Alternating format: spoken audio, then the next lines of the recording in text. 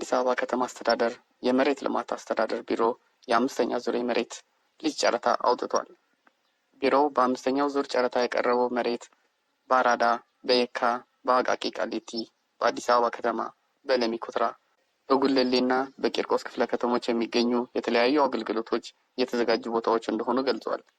በዚህ ዙር 427 የሚሆኑ ቦታዎች ለጨረታ መቅረባቸውን ተጠቁሟል። በተለይ አቃቂና ነፋስ ስልክ ላፍቶ ክፍለ ከተማዎች በርካታ ስፋት ያላቸው ቦታዎች መቅረባቸው ነው የተነገረው።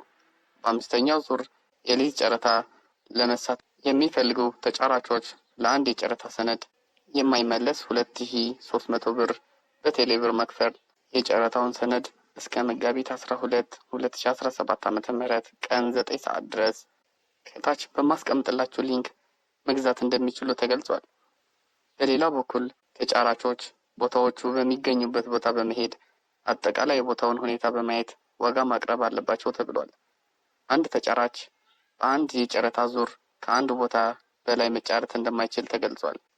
ተጫርቶ ቢገኝ ግን ከጨዋታው ውጭ እንደሚሆን ተመላክቷል። ተጫራቾች የሚወዳደሩበት ቦታ ስፋት በመነሻ ዋጋ ተባዝቶ ከሚገኘው ጠቅላላ ዋጋ 50% የጨረታ ማስከበሪያ ዋስትና በባንክ ክፍያ ማያያዝ ሲፒኦ ለየቦታ ኮድ ማስያዝ ይኖርባቸዋል። ይህ ሳይሆን ቢቀር ወይም ከ50% ቢያንስ ተጫራቾቹ ያለምንም ቅድመ ሁኔታ ከውድድር ይሰረዛል። አንድ ተጫራች ሌላው በሰጠው ዋጋ ላይ ተንተርሶ ዋጋ ማቅረብ እንደማይችል ተገልጿል።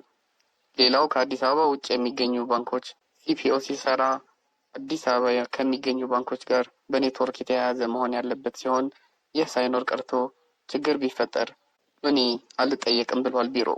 ተጨማሪ ዝርዝር መረጃዎች ስክሪኑ ላይ አስቀምጥላችኋለሁ።